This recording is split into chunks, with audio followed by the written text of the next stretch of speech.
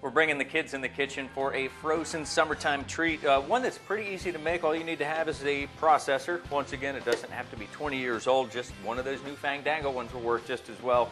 But it starts off with 1 cup of almond butter. Now look at the labels if you are buying almond butter, because there are some parts of this that you can skip. Some almond butters are already sweetened with either a cane sugar or even some of them also have agave. This one itself happens to be just plain old, and the ingredient is pretty simple. It's almonds. So into that, to sweeten it just a little bit, we've got a tablespoon of honey and also a tablespoon of coconut oil. The coconut oil here is going to help the peanut butter setup in this frozen time treat, so it's a kind of a crunchy layer in between and not one that would be mushy like, well, peanut butter. And then on top of that, I love coconut and I want to reinforce that flavor, so that was a tablespoon of coconut. And into the processor we'll go, and we're going to blend this until it's one smooth consistency. Ready? Hit it.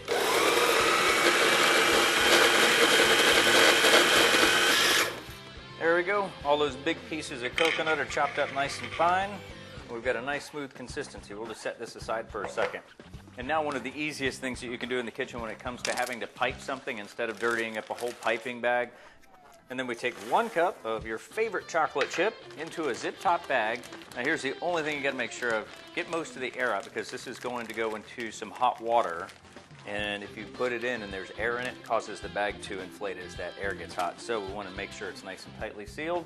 And into water, I just did bring that up to the boil in the microwave. We're going to let this rest just for 2 to 3 minutes. It's going to look like it's not melted yet, but you'll see that we'll be able to squeeze this all together. You can already see, as a matter of fact, that it's starting to melt right against the edge of the bag. While our chocolate melts, it gives us a chance to get the other bag filled, and that's going to be with our almond butter mix. And you can see after this has been processed, it's nice and creamy smooth. Come here, I want to show you what we did for this just to make a little less messy. You'll notice that I rolled the edge of the bag all the way around. That way, if you do get any on the outside of the bag, with it being rolled out, it then becomes the inside of the bag. So if there were some around there, it wouldn't be getting all over your hands. So we're going to do the same thing with this. We're going to make sure that we're getting most of the air out of it. It just makes it a little bit easier when we start piping it into our muffin cups, which gives us the perfect time to talk about muffin cups. The one that we're going to use here today is actually one that's made of silicone, highly flexible, goes into the oven as well as into the freezer. But if you have one of the traditional muffin type tins, one of the metal ones, you can of course use the little paper inserts.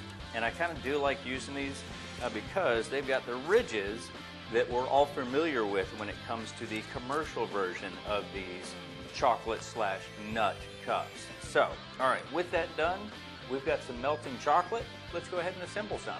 Now, almost everybody loves chocolate, and chocolate loves almost everybody, but what it does not get along with is water. So after that bag has been in the water, you'll want to put it on a nice dry towel, a little dish towel, and or some paper towels, and make sure you get the water off of it. If water gets mixed up with the chocolate, it will cause the chocolate to seize, and it's going to turn it kind of chalky, as well as making it a lot tougher to pipe into our little silicone tray here. All right, once again, just because there may be a little bit of air because it was in the hot water, you can evacuate that air, squeeze that out, reseal the bag, and we're good to go. Now we just have to snip the tip and go ahead and start piping this. All right, in order to keep this without getting too messy, you want to snip the tip, and literally just the tip here. Pop that off, and look at that, the chocolate's ready to start coming out already.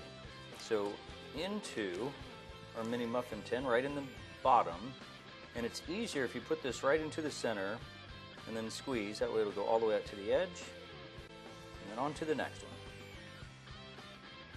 If your chocolate doesn't spread out all the way to the edge, you can take a toothpick, and it's still very liquidy. You can just use that to smear it all the way around, filling up the entire cavity of the bottom. And now we'll repeat with the almond butter layer. Same thing, snip the tip, squeeze from the top, aim it toward the center, and put in that yummy nut filling. Now that we've got the almond butter in place, just to smooth out the tops, we're just going to give them a little quick tap to see how everything just flattened out. Back to our chocolate, and let's go ahead and top these. Once you get them all topped, this will go in the freezer for at least 30 minutes. I would say 30 to 45 minutes. Seriously, the wait's the hardest part. There you go, some frozen treats. So let's go ahead and recap. That was 1 cup of almond butter, it was a tablespoon of honey, a tablespoon of coconut oil, and 1 cup also of your favorite chocolate chips. It makes about 24 of these delicious little mini "You got your chocolate in my almond butter." You can use peanut butter, but I encourage you to try almond butter.